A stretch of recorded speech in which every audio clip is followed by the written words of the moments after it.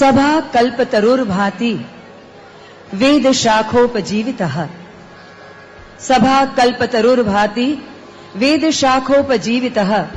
शास्त्र पुष्प समाकिरणो विद्वद भ्रमरः शोभितः। जगत जननी मां श्री चरणों में प्रणाम, नमस्कार। कल्पतरु जेवी आ सभा जेनी शाखाओ वेदो समान छे, शास्त्र रूपी पुष्पो छे, जे विद्वान भ्रमरोथी शोभे छे, तेवा गुजरात राज्यना माननीय मुख्यमंत्री श्री लेखक कवि हृदय श्री नरेन्द्रभाई मोदीना अंतरमननी यात्रा साक्षी भावना लोकार्पण प्रसंगे पुस्तकना प्रकाशक इमेज पब्लिकेशंस प्राइवेट लिमिटेड आप सौનું हार्दिक स्वागत करे छे। हमारा परम सौभाग्य कि आज साक्षी भाव का लोकार्पण प्रातः स्मरणीय परम वंदनीय परम पूज्य गुरुदेव व आर्ट ऑफ लिविंग के प्रेरणा स्रोत श्री श्री रविशंकर जी के वरद हस्तों होगा। सादर स्वागत करते हैं आपका गुरुजी। साथ ही आजना अतिथि विशेष जाણીતા लेखक चिंतक श्री गुणवंतभाई शाहનું પણ સ્વાગત કરીએ છીએ। સભાગૃહમાં બિરાજમાન આપ સૌ આમંત્રિતો, પત્રકારત્વ જગત તથા ઇલેક્ટ્રોનિક મીડિયાના પ્રતિનિધિશ્રીઓ, વ્યાપાર ઉદ્યોગ અને સંગીત સાહિત્ય જગતના પ્રતિષ્ઠિતો સૌનું હાર્દિક સ્વાગત કરતા ગૌરવ અનુભવીએ છીએ। કિંતત કાર્ય જગત્યસ્મિન यत्तु शक्तया न पूजयते। ऐसा कौन सा कार्य है जगत में जो शक्ति द्वारा सिद्ध न किया जा सके। कार्यक्रमનો શુભારંભ કરીશું प्रार्थनाथी। राग बसंत मां स्वरबद्ध छे मां जगदंबानी स्तुति प्रस्तुत करेंगे गुजरात के विश्व प्रसिद्ध शास्त्रीय गायक स्वरकार स्वर नियोजक श्री नीरज परीख और साथ में श्रीमती अमी परीख व सृष्टि भट्ट।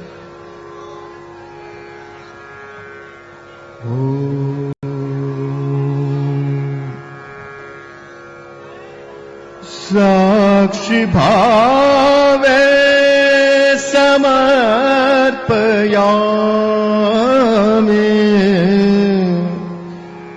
जीवनं मे सरस्वती। शब्दगुच्छाः स्वीकुरु मातः राष्ट्रकल्याण हेतवे। राष्ट्र कल्याण हेतवे। जगदम्बा जगदम्बा जगदम्बा जगदम्बा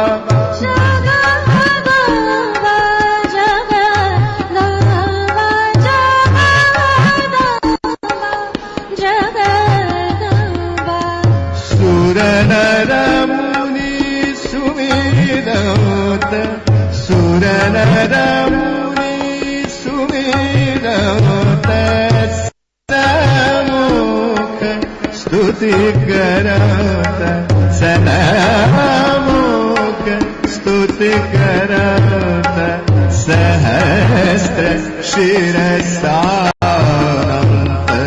शिरगंग हरसंग शिरगंग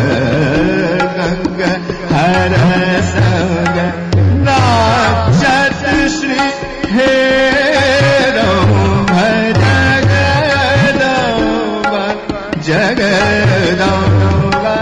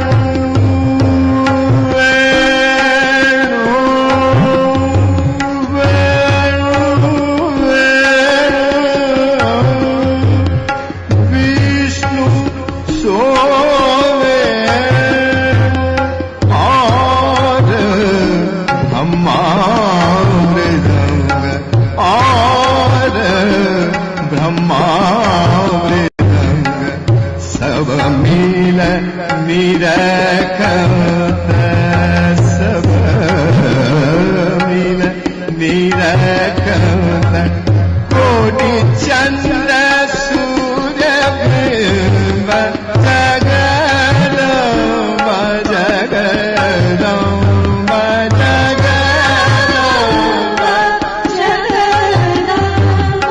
सुर नर मुनि सुमिरत सनमुख स्तुति करत सहस्र शिरसावत शिरगांग हरसंग नाचत श्री हेरंब जगदम्ब जगदम्ब जगदम्ब जगदम्ब जगदम्ब।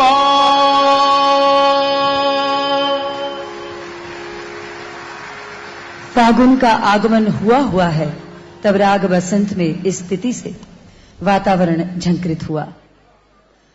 धन्यवाद नीरज व साथी कलाकारों का। गुजराती भाषा આપણો ધર્મ છે, હિન્દી આપણો અર્થ, અંગ્રેજી કામ છે અને સંસ્કૃત મોક્ષ. ગુજરાતી કવિતાને કેન્દ્રમાં રાખી બીજી બધી જ ભાષા આસપાસ ફરતી હોય તેવું રાસનું સ્વરૂપ જેમણે પ્રગટાવ્યું તેવા કૃષ્ણ કવિ સ્વર્ગસ્થ શ્રી સુરેશ દલાલ અને નરેન્દ્રભાઈનો સંબંધ મૈત્રીનો રહ્યો છે.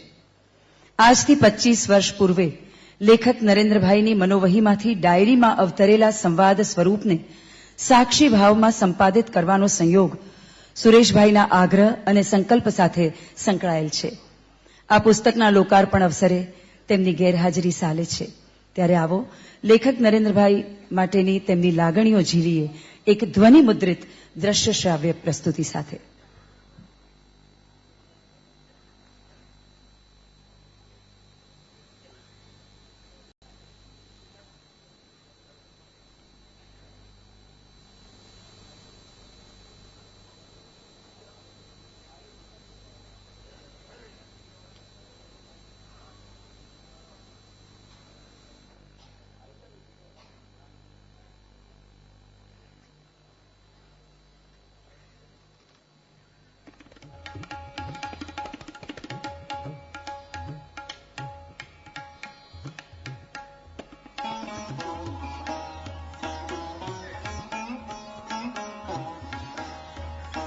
સ્વર્ગસ્થ સુરેશભાઈ દ્વારા સંપાદિત પ્રતિષ્ઠિત કવિતા મેગેઝિનમાં નરેન્દ્રભાઈનું કાવ્ય વર્ષો પહેલા છપાયું હતું અને આજથી 15 વર્ષ પહેલા હરીન્દ્ર દવે મેમોરિયલ ટ્રસ્ટના ઉપક્રમે આયોજિત પરિસંવાદમાં સુરેશભાઈએ નરેન્દ્રભાઈને વક્તવ્ય માટે આમંત્રિત કર્યા હતા. 2001માં કાવ્ય વિશ્વના ઉદ્ઘાટન સમયે મુંબઈમાં અમિતાભ બચ્ચન અને નરેન્દ્રભાઈની વિશેષ ઉપસ્થિતિ રહી હતી.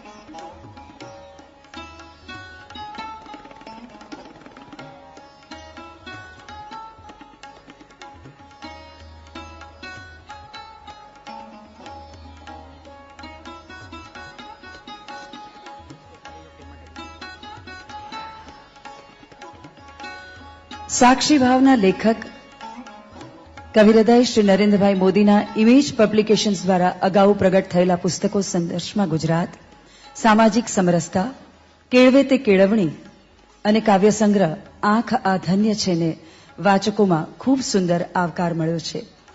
આમંત્રિત કરીએ છીએ ઇમેજ પબ્લિકેશન્સના ચેરમેન શ્રી નવીનભાઈ દવેને સ્વાગત પ્રવચન માટે.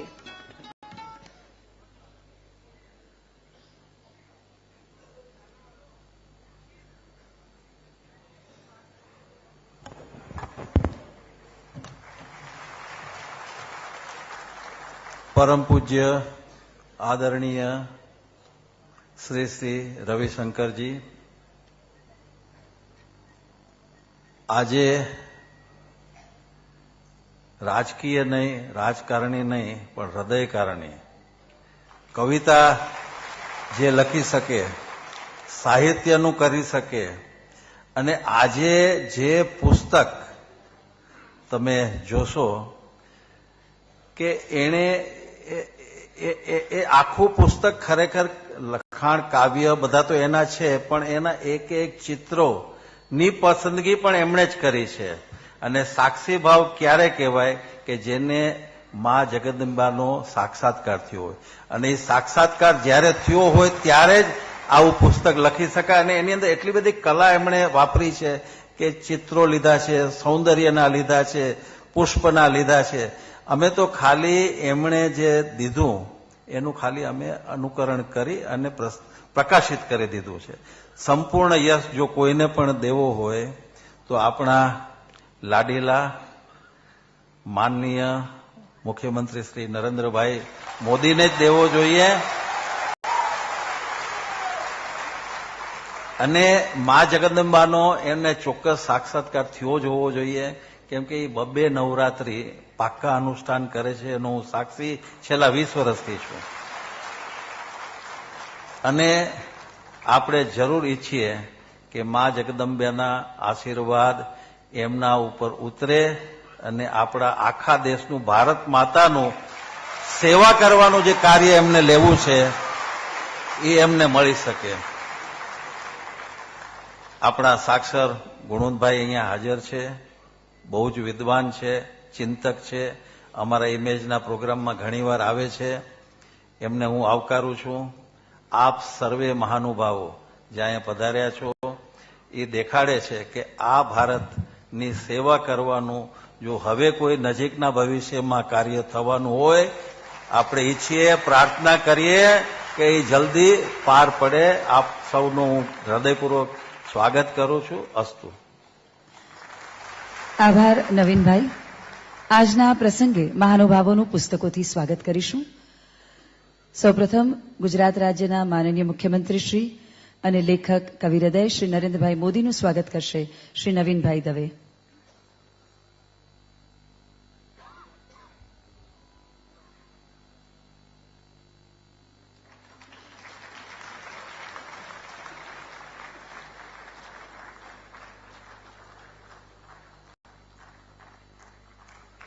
નવીનભાઈ સ્વાગત કરશે.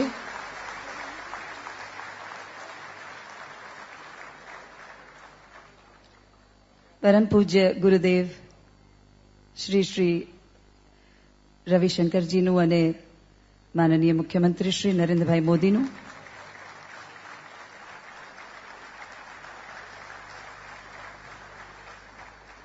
શ્રી ઉત્પલ ભાયાણીને વિનંતી કે આપ શ્રી ગુણવંતભાઈ શાહનું સ્વાગત કરશો.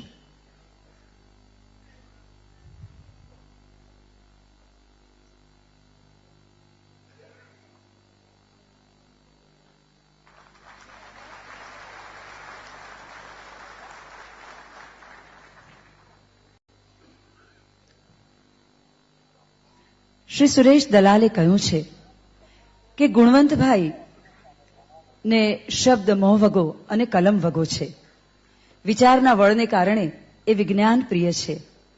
એમની કલમ સામાન્યને સંતોષ આપે છે અને વિદ્વાનોને પરિતોષ આપે તેવી છે. એમના નિબંધો અનાયાસ અને આયાસના ઉર્મી અને બુદ્ધિના સમન્વય જેવા છે. નવી પેઢીને નવી જૂની શુદ્ધ ભાવનાના માર્ગે લઈ જવાના હેતુથી અધ્યયન અને અધ્યાપન સાથે લેખનનો આ ત્રીજો આશ્રમ ધર્મ ગુણવંતભાઈએ સ્વીકાર્યો છે. નર્મ મર્મ, હાસ્ય, હળવો કટાક્ષ, નવી દ્રષ્ટિ, ભાષાની સરળતા, અવતરણો અને અચરજ પ્રમાણે એવા શબ્દોના વિન્યાસ થકી આત્મલક્ષી, રસાળ અને લલિત નિબંધો માટે જાણીતા શ્રી ગુણવંતભાઈને આમંત્રિત કરીએ છીએ સાક્ષી ભાવના લોકાર્પણ પ્રસંગે આપના ભાવવચન માટે. શ્રી ગુણવંતભાઈ શાહ.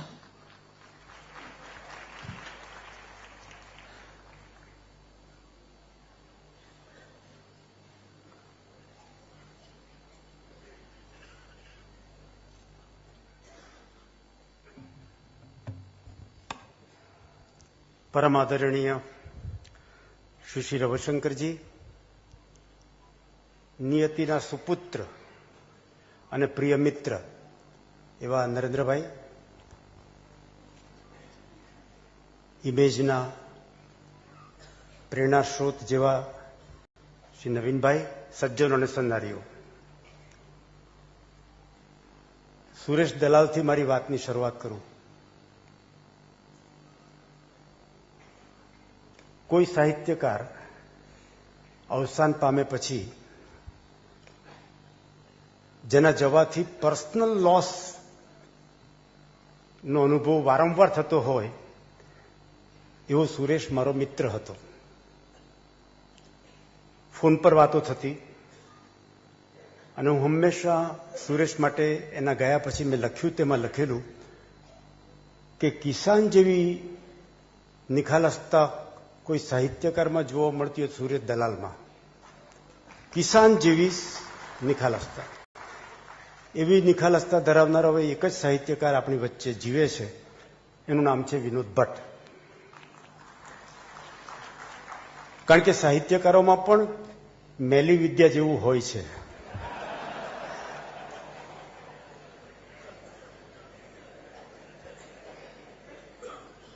સુરેશને મારી હૃદયની સ્મરણાંજલિ આપીને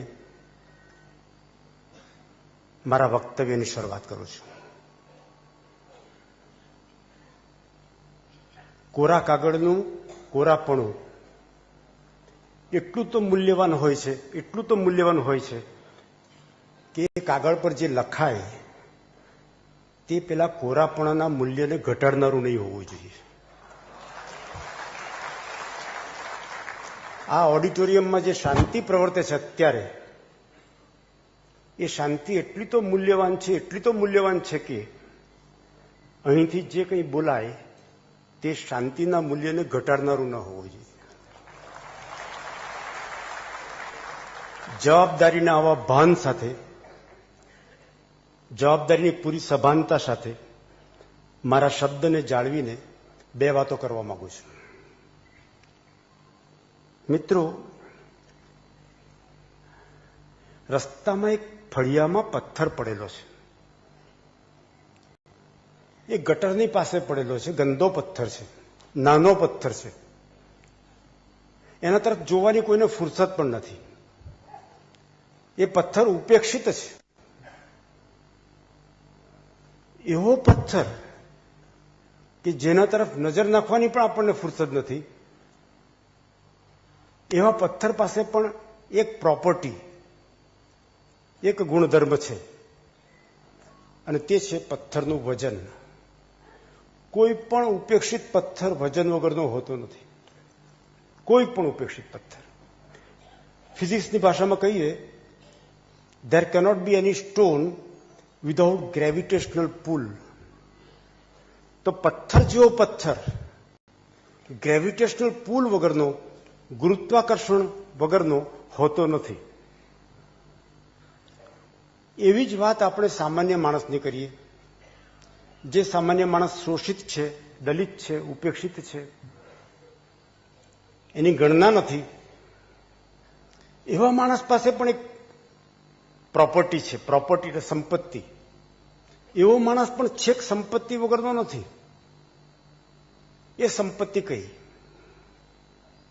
તો જેમ ગ્રેવિટેશનલ પુલ હોય છે, તેમ ભારતના સામાન્યમાં સામાન્ય માણસ પાસે સિવિલાઇઝેશનલ પુલ હોય છે, સાંસ્કૃતિક ગુરુત્વાકર્ષણ. આ સાંસ્કૃતિક ગુરુત્વાકર્ષણ સામાન્યમાં સામાન્ય માણસ, કોઈ પૂછતું નથી, અને કોઈ માન આપતું નથી, એવા સામાન્ય માણસ પાસે પણ એક સંપત્તિ છે, અને તે છે એનું સાંસ્કૃતિક ગુરુત્વાકર્ષણ. એવા નાચીઝ માણસ પાસે આદરણીય શ્રી રવિશંકરજી જઈને કહે છે, એક જ શબ્દ ઉચ્ચારે છે, શ્રી કૃષ્ણ. અને પેલાની ચેતના જાગી ઉઠે છે, એની આંખમાં ચમક આવી જાય છે. ક્યારેક કોઈ આદરણીય મોરારી બાપુ એની પાસે જઈને એક જ શબ્દ ઉચ્ચારે છે, રામ. કે રામ શબ્દ સાંભળતાની સાથમાં એનું સિવિલાઇઝેશનલ ગ્રેવિટેશન, એનું સાંસ્કૃતિક ગુરુત્વાકર્ષણ જાગી ઉઠે છે, એની ચાલમાં ચેતન આવી જાય છે. 1 મિનિટ પહેલા એ જુદો હતો, આ 2 શબ્દો સાંભળ્યા પછી એ માણસ જુદો છે. મોરારી બાપુ એને લેક્ચર નથી આપતા, ખાલી શ્રી રામ એટલું કહે છે. એક શબ્દથી એ માણસ 1 મિનિટ પહેલા હતો તેના બદલે જુદો માણસ થઈ જાય છે. પછી પાછો 3 મિનિટ પછી સામાન્યમાં સામાન્ય બની જતો તો જુદી વાત છે. 1 મિનિટનું જે ટ્રાન્સફોર્મેશન છે, 1 મિનિટ માટે થતું ટ્રાન્સફોર્મેશન, જે સંક્રમણ છે, એ સંક્રમણ એ ગ્રેવિટેશનલ પુલને કારણે પથ્થરમાં અને સિવિલાઇઝેશનલ પુલને કારણે આમાં છે. આ સિવિલાઇઝેશનલ પુલ એટલે શું, સાંસ્કૃતિક ગુરુત્વાકર્ષણ એટલે શું, હું માત્ર 2 મિનિટમાં તમને એનો પરચો કરાવી દેવા માંગુ છું. 2 મિનિટ.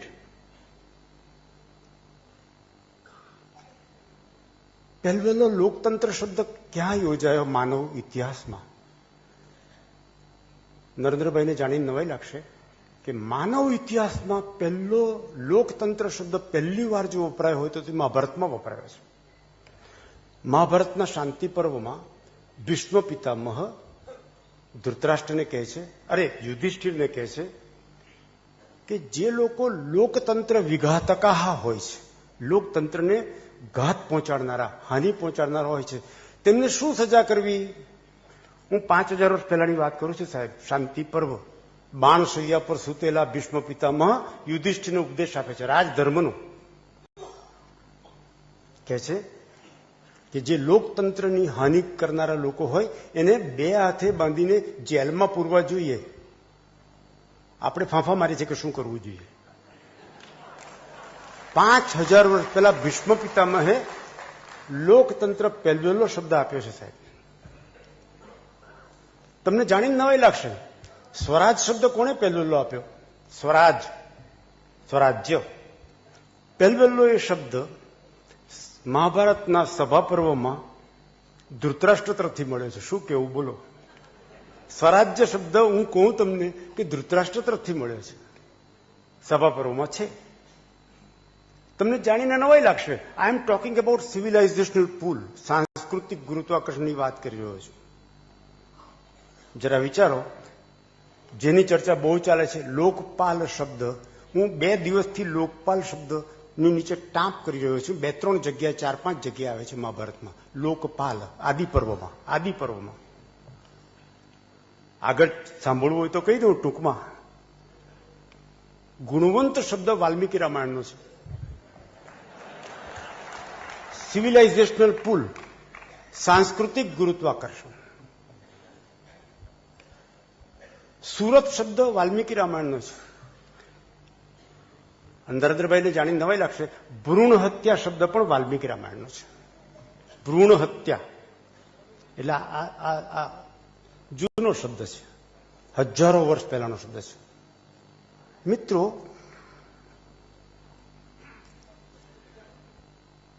નરેન્દ્રભાઈ ગોરખપુરમાં પ્રવચન કરી રહ્યા હતા.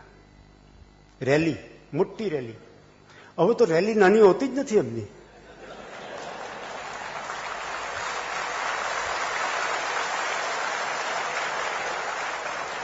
અને હું સાંભળી રહ્યો હતો.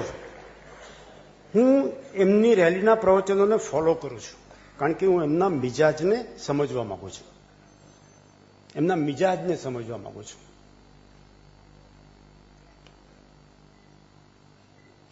રેલીના પ્રવચનના પ્રારંભે એમણે ગોરખપુરમાં ગીતા પ્રેસ ગોરખપુરને યાદ કર્યું. ગ્રેવિટેશનલ પુલ, સિવિલાઇઝેશનલ પુલ. ગીતા પ્રેસ ગોરખપુર એટલે શું સાહેબ? હું ટેણીયો મેણ્યો હતો ને ત્યારથી મારા પિતાજીના ખાટલા પર અને પિતાજીના ટેબલ પર મેં ગીતા પ્રેસ ગોરખપુરના રામાયણના વિશેષાંકો જોયા છે, મહાભારતના થોથા જોયા છે, મેં ઉપનિષદોના ભાષ્યો જોયા છે, મેં વેદ ભાષ્યો જોયા છે. ગીતા પ્રેસ ગોરખપુર હનુમાન પ્રસાદ પોદ્દારે જેની સ્થાપના કરેલી, અને રાજેન્દ્ર પ્રસાદે એમને કહ્યું કે તમને ભારત રત્ન આપીએ છીએ. ના પાડેલી સાહેબ. ભારત રત્નની કોણ ના પાડે? ભારત રત્નની? આ હનુમાન પ્રસાદ પોદ્દારે ગીતા પ્રેસ ગોરખપુરની સ્થાપના કરી અને જે કામ થયું છે એને હું પુસ્તક તીર્થ કહું છું. પુસ્તક તીર્થ, દુનિયાનું પુસ્તક તીર્થ. હવે નરેન્દ્રભાઈ પ્રવચન પહેલા ત્યાં તો જઈ આવ્યા અને પ્રવચનમાં ગીતા પ્રેસ ગોરખપુરને ખૂબ સુંદર રીતે યાદ કર્યું એટલે મને મારું બાળપણ યાદ આવી ગયું.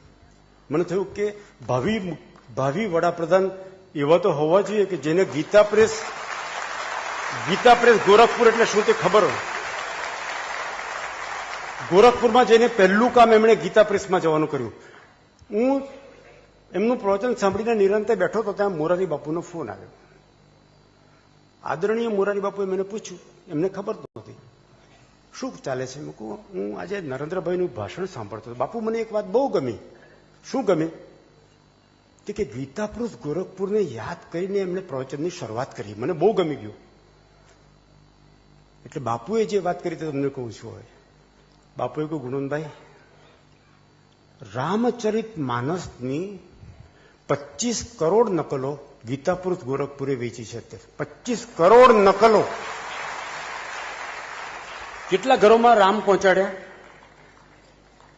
પછી બાપુએ કહ્યું, ગુણભાઈ બીજી વાત સાંભળવી છે? હા. બાપુએ કહ્યું કે મેં 1 વર્ષ પહેલા ગીતા પ્રેસ ગોરખપુરને મારી કથા આપી છે. હવે માત્ર તારીખ નક્કી થાય એટલી જ વાર છે. હું ગોરખપુરમાં કથા કરવા જવાનો છું, રામકથા. મને આનંદ થયો, બહુ આનંદ થયો. હું જે વાત કરી રહ્યો છું સિવિલાઇઝેશનલ પુલની, સિવિલાઇઝેશનલ ગ્રેવિટેશનની, હવે હું નરેન્દ્રભાઈને લાગુ પાડું છું. ગીતા પ્રેસ ગોરખપુરમાં જઈને ગીતા પ્રેસ ગોરખપુરમાં પોલિટિક્સની વાતો શરૂ થાય તે પહેલા ગીતા પ્રેસ ગોરખપુરને પૂરેપૂરી પ્રશંસા કર્યા પછી પોતાનું પ્રવચન કરનાર કોઈ નેતાની હું શોધમાં હતો. મિત્રો, આગળ ચલાવું વાતને.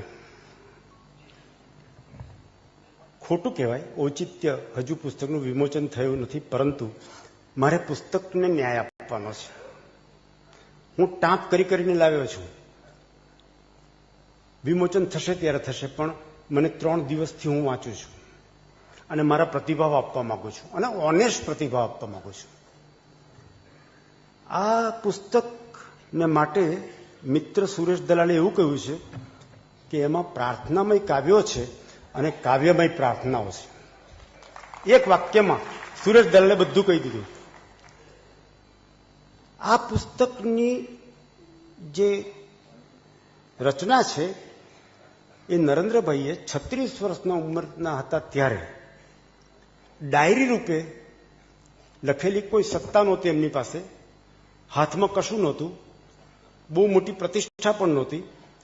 તે વખતે લખાયેલી ડાયરીનું મહત્વ એટલા માટે છે કે એ ડાયરીમાંથી જે એક પાનું હું વાંચવાનો છું તે આજના એમના અનુભવ સાથે બંધબેસતું આવે છે. અનુબંધ છે બેની વચ્ચે. 1986માં લખાયેલી ડાયરી અને 2014માં એમની જે માનસિક સ્થિતિ છે તેની વચ્ચેનો અનુબંધ હું 2 મિનિટમાં તમારી સમક્ષ રજૂ કરવા માંગુ છું. 2 મિનિટમાં. એમનું સિવિલાઇઝેશનલ ગ્રેવિટેશનનો ખ્યાલ આવે એટલા માટે હું વાંચું છું અને એનો અનુબંધ કરવાનું કામ હું તમારી પર છોડી મૂકું છું. કારણ કે આટલા શુદ્ધ શ્રોતાઓ એક જ ઓડિટોરિયમમાં એક જ સમયે ભેગા થયા હોય એવું મારે જીવનમાં મેં જોયું નથી. આ ક્વોલિટી ઓડિયન્સ છે. મિત્રો, હું ડાયરીનું એક જ અંશ વાંચું છું, આખી ડાયરી નથી વાંચતો. મારે પણ જીવતા જવાનું છે. તમારી બધા જ ડાયરીના સંબોધનો માં જગતજનનીને છે. રામકૃષ્ણ પરમહંસ જેમ કાલી માતા સાથે વાતો કરતા હતા તેવી લગભગ સ્થિતિ જુદી જાતની છે. કોઈ સરખામણી નથી આમાં. પણ આવો ડાયલોગ, આવો સંવાદ, એ સંવાદ કરનારની મનોસ્થિતિની કલ્પના કરવાનો આપણને અવસર પ્રાપ્ત થાય છે આ પુસ્તકમાં. માં, તારા આશીર્વાદથી કસોટીમાંથી પાર ઉતરીશ જ. જે જીવનને લોકો આજ સુધી બાયનોક્યુલરથી જોઈને આનંદતા હતા, એ જીવનને હવે સૂક્ષ્મદર્શક યંત્રથી જોવાનું છે. અત્યાર સુધી બાયનોક્યુલર, હવે સૂક્ષ્મદર્શક યંત્રથી જીવનને જોવાનું છે. બાયનોક્યુલરથી બાહ્ય સૌંદર્યને પામવાની જે પેરવી હોય છે તેમાં જ એક તૃપ્તિ હોય છે. સૂક્ષ્મદર્શક યંત્રથી જ્યારે આ જીવન જોવાશે ત્યારે, સૂક્ષ્મદર્શક યંત્રથી જ્યારે આ જીવન જોવાશે ત્યારે તે ખરેખર પાર ઉતરશે ખરું? સૂક્ષ્મદર્શક યંત્રથી મારું જીવન જ્યારે જોવાશે ત્યારે હું એમાં પાસ થઈશ? આ પ્રશ્ન છે. ન જાણે કેટલાય બિનઉપયોગી કોષોનો રાફડો હવે તમે આજની પરિસ્થિતિ સાથે સરખાવી શકો છો. Now I take you to the present position. ન જાણે કેટલાય બિનઉપયોગી કોષોનો રાફડો, ગમા અણગમાની તીવ્રતાઓ સઘળું વ્યાપકપણે દેખાઈ આવશે. ગમા અણગમાની તીવ્રતાઓ. માં, આ કસોટીથી પણ હું ચિંતિત નથી. He is a bold man. માં, આ કસોટીથી પણ હું ચિંતિત નથી. તારી પાસેથી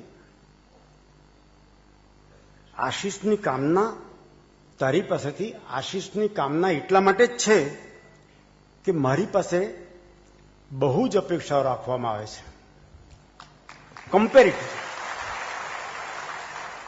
ફ્રોમ 1986 to 2014, jump.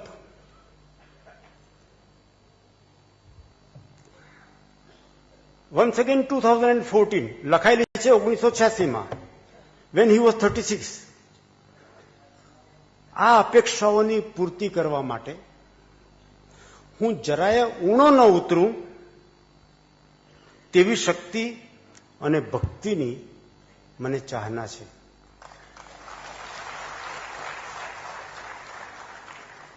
રવિન્દ્રનાથ ટાગોરનું એક કાવ્ય છે, નરેન્દ્રભાઈને આબાદ લાગુ પડે એવું છે. એ રવિન્દ્રનાથ ટાગોરના કાવ્યનો અનુવાદ અમારા સુરતના એક જમાનાના લોકપ્રિય લોકસેવક કલ્યાણજી મહેતાએ કરેલો હતો. આજે એમને નામ પણ ઘણા લોકો જાણતા નહીં હોય, પણ અમે જોયા છે એમને. ટાગોરની પ્રાર્થના છે, કરો રક્ષા વિપદ માહી, ન એવી પ્રાર્થના મારી. કરો રક્ષા વિપદ માહી, ન એવી પ્રાર્થના મારી. વિપદથી ના ડરું કોદી, પ્રભુએ પ્રાર્થના મારી. હવે તમને કોઈ ડાઉટ રહે છે ખરો કે નરેન્દ્રભાઈ રોજ જ આવી પ્રાર્થના કરે છે? કરો રક્ષા વિપદ માહી, ન એવી પ્રાર્થના મારી. વિપદથી ના ડરું કોદી, પ્રભુએ પ્રાર્થના મારી. આઈ ગો બેક નાવ, આ પુસ્તકને છોડીને I go back now to civilisational gravitation. મિત્રો, પ્રશિયામાં એક મોટો મિલિટરી હિસ્ટોરિયન થઈ ગયો, બહુ મોટો મિલિટરી હિસ્ટોરિયન. એનું નામ આખા દુનિયામાં જાણીતું છે, ક્લોઝવિટ્ઝ. કોઈ પણ વડાપ્રધાન એવો ન હોઈ શકે જેને ક્લોઝવિટ્ઝનું નામ ખબર ન હોય દુનિયામાં. ક્લોઝવિટ્ઝ એને વોર ઉપર લખ્યું અને એક સ્ટેટમેન્ટ આપ્યું આજથી 300 વર્ષ પહેલા, 200-300 વર્ષ પહેલા. એ સ્ટેટમેન્ટ હું તમારી સમક્ષ રજૂ કરું છું. એ સ્ટેટમેન્ટ અંગ્રેજીમાં આ પ્રમાણે છે: war is an extension of politics by other means. Clausewitz. War is an extension of politics by other means. યુદ્ધ એ રાજનીતિનું બીજા માર્ગોએ થતું વિસ્તરણ છે. હવે આ વાક્ય તો અમર બની ગયું સાહેબ, આખી દુનિયામાં પ્રખ્યાત છે. અમારા જેવા વાંચીને એને કોટ કરે છે ક્લોઝવિટ્ઝને. હવે ખરી વાત આવે છે સિવિલાઇઝેશનલ પુલની. પંડિત નહેરુએ ડિસ્કવરી ઓફ ઇન્ડિયામાં નોંધ્યું, ક્લોઝવિટ્ઝનું આ કોટેશન આપ્યું અને નીચે નોંધ્યું કે આ વાક્ય ક્લોઝવિટ્ઝે કહ્યું તે પહેલા આ વિધાન ક્લોઝવિટ્ઝનું છે, પરંતુ હજારો વર્ષ પહેલા વિષ્ણુગુપ્ત ચાણક્ય આ વિધાન આપેલું છે. વિષ્ણુગુપ્ત ચાણક્યનું વિધાન. આમાં નહેરુ કોઈ દેશાભિમાન ખોટું બતાવતા નથી, હકીકતનું બયાન છે. ડિસ્કવરી ઓફ ઇન્ડિયામાં લખેલું છે, વાંચો. War is an extension of politics by other means. મિત્રો, આગળ ચાલુ, આજની પરિસ્થિતિ પર આવું. બહુ ટૂંકમાં મારે વાત પતાવવાની છે અને ટૂંકમાં પતાવું છું. 1 મિનિટ પણ મારે તમારી વધારે નથી લેવી, મને સમય આપવામાં આવે છે, એના કરતાં એકાદ મિનિટ ઓછી લઈશું.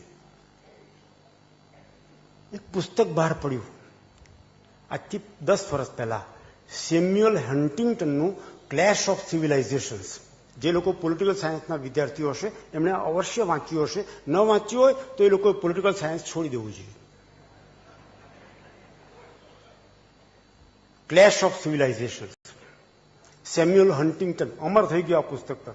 બીજું પુસ્તક લખ્યું, હુ આર વી, આપણે કોણ. પછી નીચે સબટાઇટલ છે, એ ગ્રેટ અમેરિકાઝ ગ્રેટ ડિબેટ, અમેરિકાની સૌથી મોટી ચર્ચા. હવે આજે જેનું અથાણું થઈ ગયું છે સેક્યુલરિઝમનું, સેક્યુલર શબ્દે ભારતમાં જેટલો કાળો કેર વર્તાવ્યો છે બીજા કોઈએ નથી વર્તાવ્યો.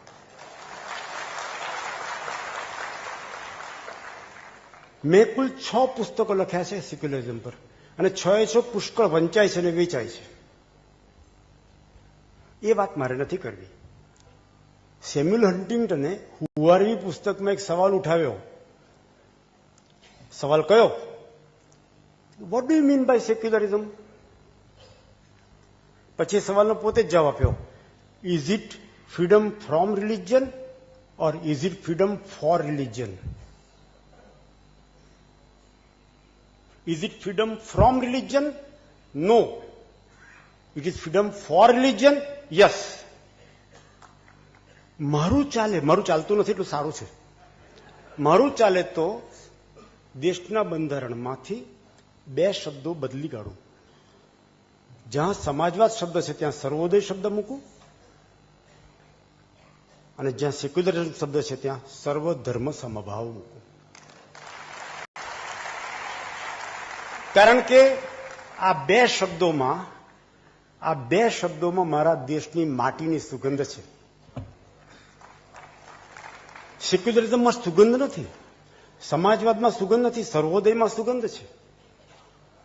મિત્રો, જે ફ્રીડમ ફોર રિલિજન અને ફ્રીડમ ફ્રોમ રિલિજન, આ 2 સવાલો સેમ્યુઅલ હન્ટિંગ્ટનના છે, ગુણવંત શાહના નથી.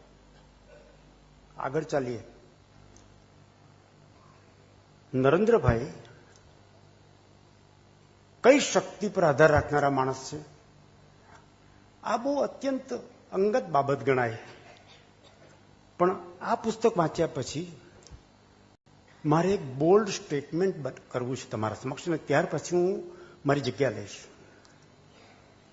બોલ્ડ સ્ટેટમેન્ટ કયું? Mister Narendra Modi is at his best whenever he is attacked by somebody.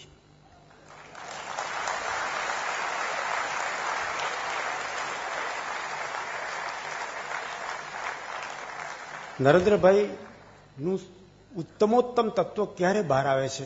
જ્યારે એમની પર હુમલો કરવામાં આવે છે ત્યારે. અને મા જગતજનનીની કૃપા છે, he is being attacked every day.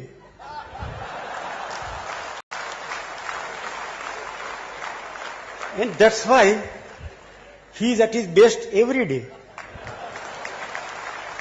મારો તર્ક તમને ગમ્યો હોય તો મારે આગળ એટલું નથી કહેવું, મારે એટલું જ કહેવું છે કે સેક્યુલરિઝમ શબ્દની એક જ વાત તમને કહું અને બેસી જાઉં.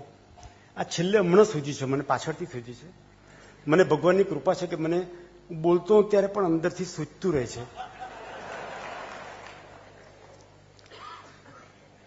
દિલ્હીમાં બધા મુગલ બાદશાહોના નામ ઉપર રસ્તાઓ છે. ઔરંગઝેબ માર્ગ, સરદાર પટેલ એક ઔરંગઝેબ માર્ગ પર રહેતા હતા આખી જિંદગી. દિલ્હીમાં રહ્યા ત્યારે એક ઔરંગઝેબ માર્ગ, સરદાર પટેલ ઔરંગઝેબ માર્ગ પર રહ્યા. બીજો માર્ગ બહાદુર શાહ જફર માર્ગ, ટાઈમ્સ ઓફ ઇન્ડિયાની ઓફિસ પણ ત્યાં, ઇન્ડિયન એક્સપ્રેસની ઓફિસ પણ, બધી ઓફિસો ત્યાં.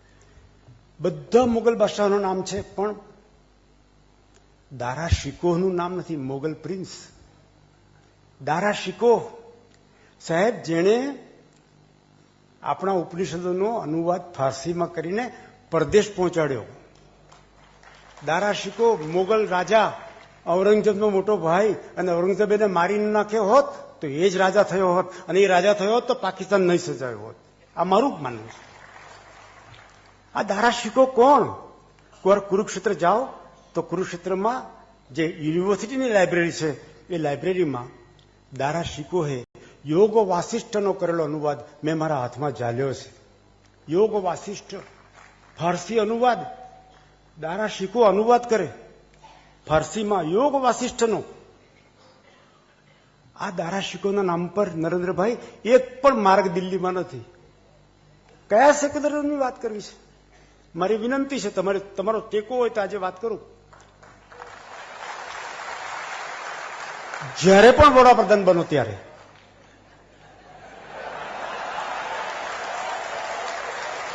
પહેલા 3 મહિનામાં અમે તમને 3 મહિના ઉદારતાપૂર્વક આપીએ છીએ.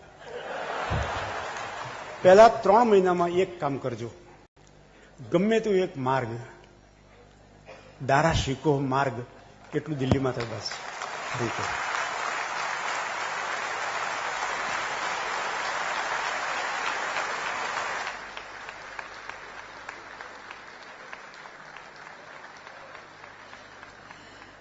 વિચાર યજ્ઞના આચાર્ય અને શ્લોક શિક્ષક એવા ગુણવંતભાઈનો ખૂબ ખૂબ આભાર. અને હવે આવો સાંભળીએ સુરેશભાઈની લાગણીઓ શ્રી નરેન્દ્રભાઈ માટેની દ્રશ્ય શ્રાવ્ય પ્રસ્તુતિ દ્વારા.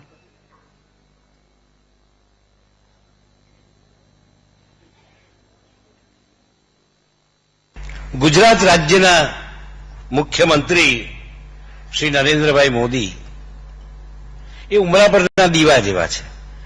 એક બાજુ હૃદયકારણ રાખે, એક બાજુ રાજકારણ રાખે, અને કયા મિનિસ્ટર એવા છે કે સ્ટેજ પર પણ ખુરશી બદલે.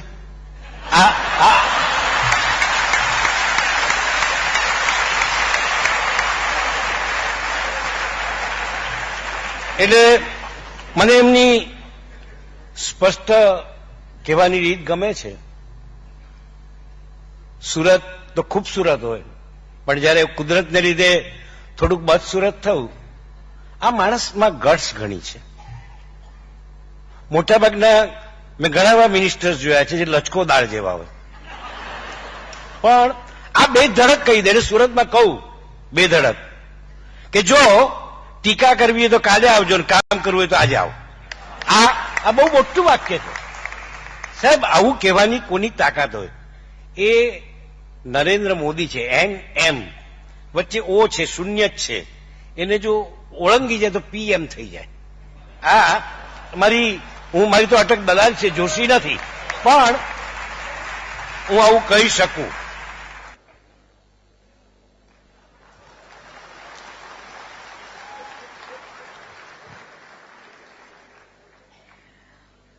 અને હવે આમંત્રિત કરીએ છીએ નિસર્ગ ત્રિવેદી અને આરતી પટેલને, ગુજરાતી અભિનય જગતના જાણીતા કલાકારો, વાચિકમ માટે.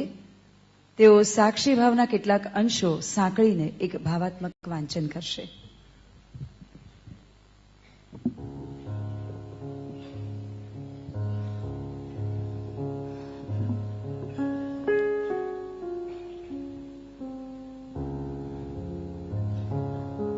જગત જનની માં, શ્રી ચરણોમાં પ્રણામ. સવારનો સૂરજ કંઈક ને કંઈક અણસાર લઈને આવતો હોય છે, પણ આજનો સૂરજ કંઈક ધૂંધળો, કંઈક બેચેન બનાવનાર, કંઈક ચિંતાને જન્માવનાર. ન જાણે મારાપણાનું કંઈક લૂંટાઈ રહ્યું હોય તેવા વિચિત્ર મિશ્ર ભાવો સાથે સૂરજ મારી આસપાસ ઘૂમ્યા કરે છે. શરીર અહીં, મન મારું તઈ. તારી પણ કેવી કમાલ છે, જીવનની કેવી મિસાલ છે. મન અને મારી વચ્ચે અદ્વૈતનો સેતુ કેમ સર્જાતો નથી? જો ને, ક્યારેક હું અહીં તો મન ત્યાં, ક્યારેક મન અહીં તો હું ક્યાંક. પળ બે પળમાં જોજન દૂર આ મન કેવી છલાંગ મારી ચાલ્યું જાય છે. નથી એને રસ્તો પૂછવો પડતો, નથી એને અંધારું આડશ દેતું, નથી એને ભીતિ કે નથી તેને ભ્રાંતિ. મારું વાલું આ મન માલ્યા જ કરે છે. એને ક્યાં પરવા છે આ શરીરની? એને કેટ કેટલું વીતે છે. આ સ્વપ્ન સાગરમાં એ દાઝે છે, પણ પાછું મન જ ચાંદ બની તેને શીતળતાનો સ્પર્શ પણ કરાવી જાય ખરું. પણ ક્યારેક તે દાઝી ઉઠે ત્યારે ભડકે બળે છે સગળું. સૃષ્ટિને જાણે આગ ચંપાઈ જાય છે. સ્વપ્નોના ખંડેર ખડકાઈ જાય છે. તન બદન સગળું બેકાર બની જાય છે. સગળું ધૂંધળું, સગળે બેચેની. જુઓ ને માં, જગતજનની માં શ્રી ચરણોમાં પ્રણામ. વિશ્વના ઘણા મોટા ભૂભાગ પર લોકો આજે નૂતન વર્ષ મનાવી રહ્યા છે. માનવને ઉત્સવોની જરૂર છે. જીવનની ચેતનામાં બળ પૂરવાનું કામ તેનાથી થાય છે. દર વર્ષે આવતું નૂતન રૂપ માનવની વિચાર શક્તિનું આ કુંઠિત રૂપ નથી? વળી તેના માટે અધીર બનતું માનવ મન કેટલો મોટો કોન્ટ્રાસ્ટ છે. આમ તો નૂતન વર્ષ એ મૃત્યુ તરફ સૃષ્ટિની ગતિનું દ્યોતક હશે ને? આપણે પણ પ્રતિપળ મૃત્યુ તરફ તો જઈ રહ્યા છીએ, અથવા તો જવું પડી રહ્યું છે. જો કે આ ભેદ એમને માટે જ છે કે જે માને છે કે મૃત્યુ એને ખાય છે જે મૃત્યુથી ભાગે છે, અને મૃત્યુ એને ખખડાવે છે જે ડંકાની ચોટ પર મૃત્યુના દ્વાર ખખડાવે છે.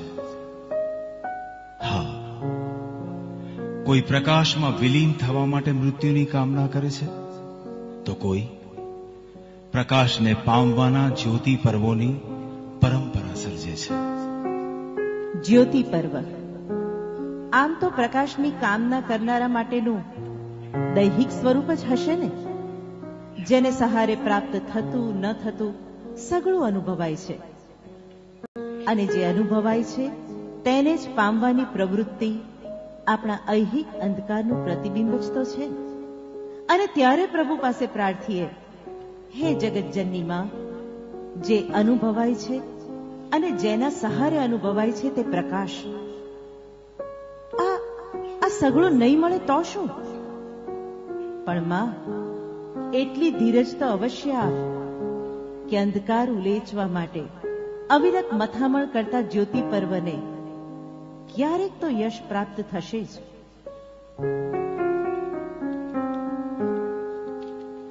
જગતજનની માં શ્રી ચરણોમાં પ્રણામ. પૂર્વ અને પશ્ચિમની ચર્ચાથી આપણે ધરાઈ ગયા છીએ.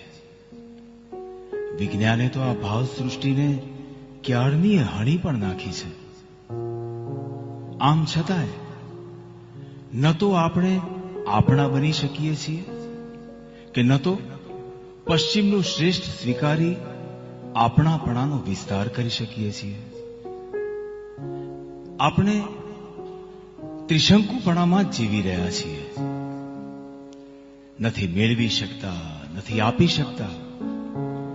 જે છે તેને ન તો જીરવી શકીએ છીએ, ન તો જીવી શકીએ છીએ.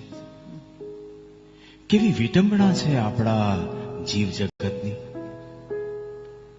જોકે આ અવસ્થા અમસ્થી નિર્માણ થઈ હશે એમ કેમ કહી શકાય?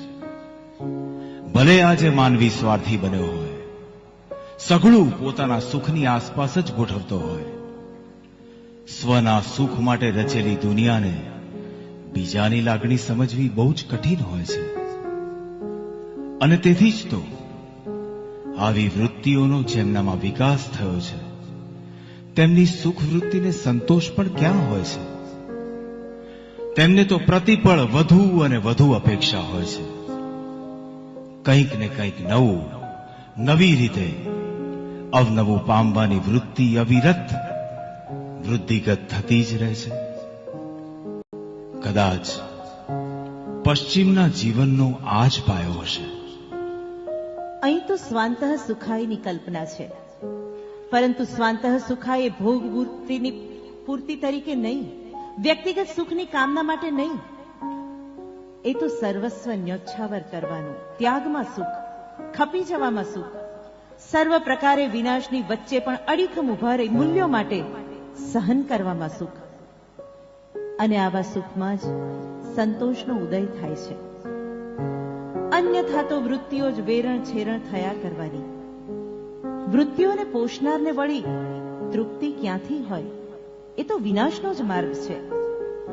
મારી સામે એક વાક્ય છે, કદાચ તેના મૂળમાં કોઈ ઊંડું ચિંતન હશે, પરંતુ કોણ જાણે તે મને સ્પર્શી શકતું નથી. માનવને અપેક્ષા ન હોય તે સ્થિતિ તો આવકારદાયક છે, પરંતુ મારી અપેક્ષા નથીના અંચળા નીચે સ્વનો જ વિકાસ કરવાની મથામણને શું કહેવું? જ્યાં અંશ માત્ર સમર્પણ જ ન હોય તેવા જીવનને કેવી રીતે કલ્પવું? આપણે ત્યાં કહેવત છે, મારું મારા બાપનું, તારામાં મારો ભાગ. આ વૃત્તિ શું બતાવે છે? અને છતાંય તત્વજ્ઞાનનું કેવું સરસ મોરું અહીં પહેરાવાઈ રહ્યું છે. વળી અંતિમ અપેક્ષા તો ખરી જ ખરી, તેને પણ બ્યુટીફુલ શબ્દથી નવાજી તેનું મૂલ્ય વધારવાનો પ્રયાસ પણ થયો છે. આજ તો જીવનની ભાતને નોખી પાડે છે. આવા સ્વનો વિચાર કરનારા માટે જ આ વાક્ય સમર્પિત લાગે છે. I do my thing and you do your thing. I'm not in this world to live up to your expectation, and you are not in this world to live up to mine. You are you and I am I, and if by chance we find each other, it is beautiful.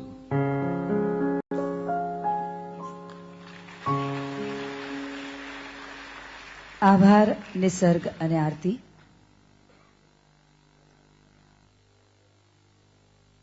तनाव मुक्त, हिंसा मुक्त विश्व के स्वप्न दृष्टा, अमन शांति व मानवीय मूल्यों के राजदूत, मानववादी आध्यात्मिक गुरु परम पूज्य गुरुदेव श्री श्री रविशंकर जी ने अपने जीवन व कार्य द्वारा विश्व भर में अनगिनत लोगों को जीवन जीने की अमूल्य कला सीखने के लिए प्रेरित किया है.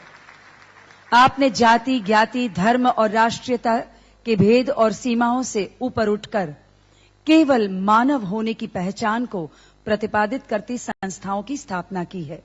वह ऐसे अभ्यासक्रम की रचना की है जिसमें इंसान को अर्थपूर्ण और आनंदमय जीवन जीने की कला सिखाई जाती है. आमंत्रित करते हैं आर्ट ऑफ लिविंग के प्रेरणा स्रोत परम पूज्य गुरुदेव श्री श्री रविशंकर जी को कि आपके वरद हस्तों गुजरात राज्य के मान्यवर मुख्यमंत्री महोदय तथा लेखक श्री नरेंद्र मोदी जी की पुस्तक साक्षी भाव का रिमोट द्वारा लोकार्पण करें.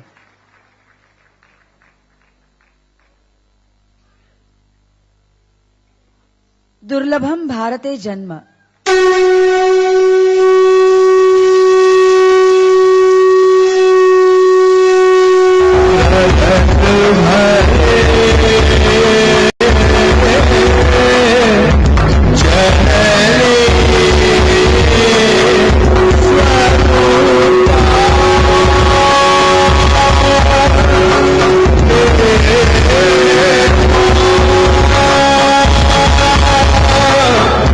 Hey,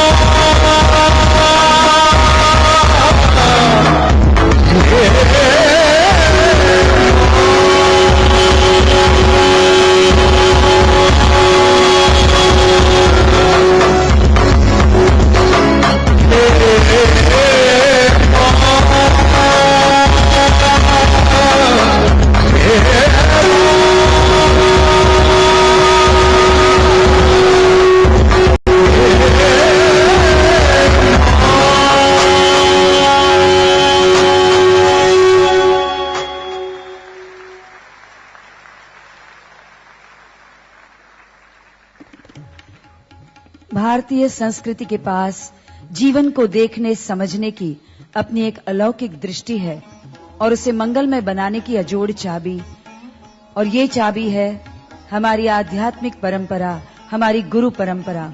आमंत्रित करते हैं सादर परम पूज्य गुरुदेव को आपके आशीर्वचन के लिए।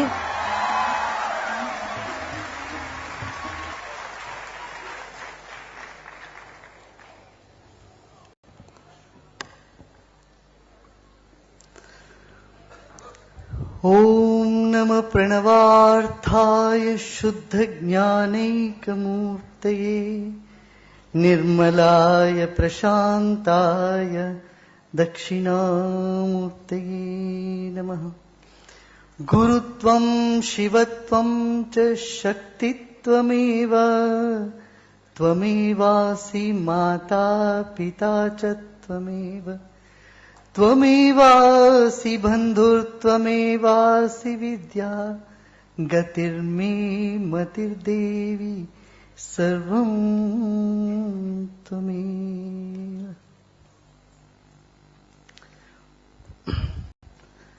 आदरणीय मुख्यमंत्री जी श्री नरेंद्र मोदी जी और सभा में उपस्थित अन्य सभी आदरणीय मित्रों को, बंधुओं को, मेरे प्यारे भारतीयों को सबसे पहले अभिनंदन करते हुए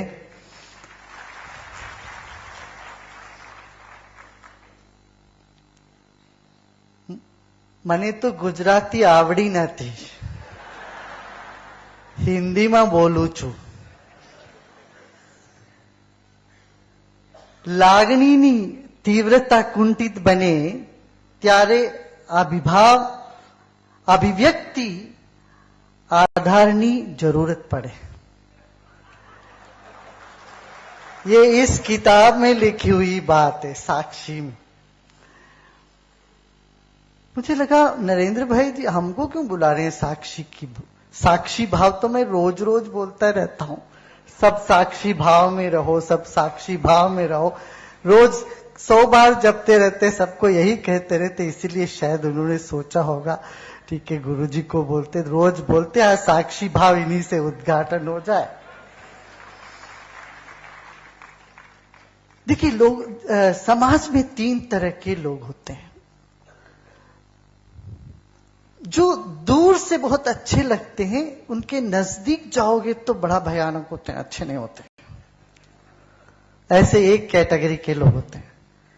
दूसरे कैटेगरी के लोग ये होते हैं, दूर से बड़े गंदे लगते हैं, अच्छे नहीं लगते हैं, जितना नजदीक जाओ उतने अच्छे लगते हैं. और एक तीसरे दर्जे के लोग होते हैं जो दूर से भी अच्छे लगते हैं, नजदीक से भी अच्छे लगते हैं. आपने तो समझ लिया होगा मेरे इशारे. और जो दूर से ही देखने को मिलता है आजकल, इनको नजदीक से भी जानने के लिए ऐसी किताबें बहुत आवश्यक होती हैं. इस देश में कमल को एक शेर की जरूरत थी, वो मिल गया. अब शेर के अंदर भी एक कमल खिला हुआ है, एक भाव खिला हुआ, वो इस किताब से प्रदर्शन हो रहा है.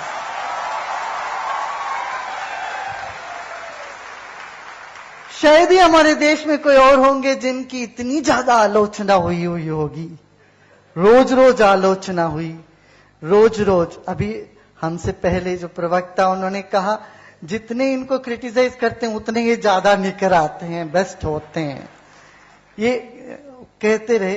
पर मैं ये कहूंगा जब तक साक्षी भाव नहीं है, आत्मनिष्ठा नहीं है, आत्मा में विश्वास नहीं है, तो कोई इतना झेल ही नहीं पाएगा.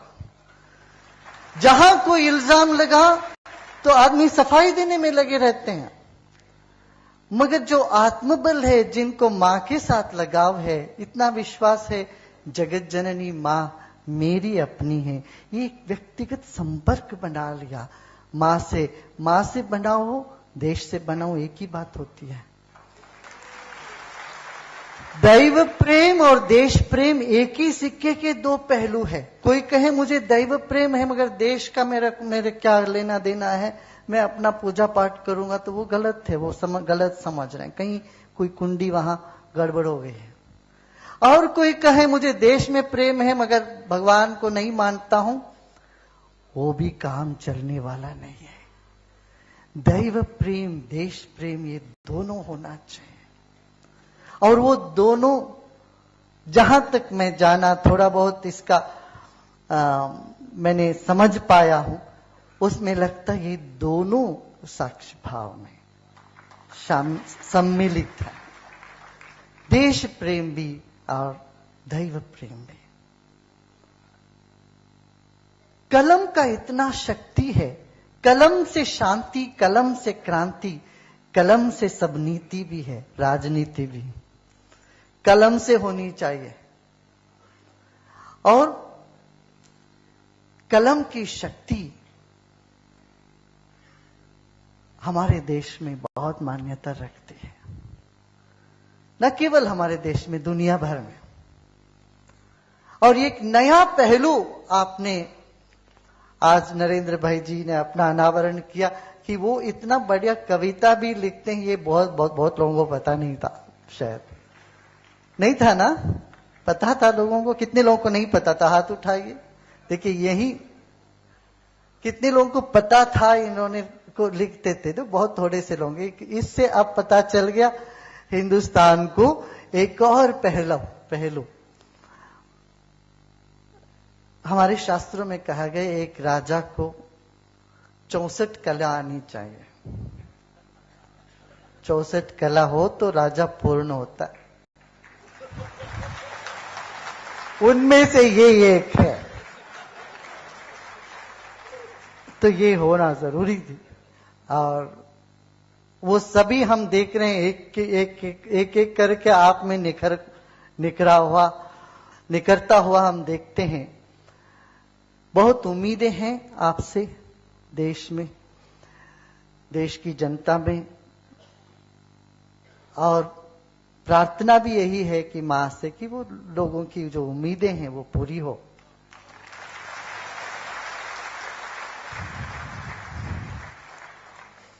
बचपन में हमने एक छोटी सी दोहा सुनी थी, कन्नड़ में है।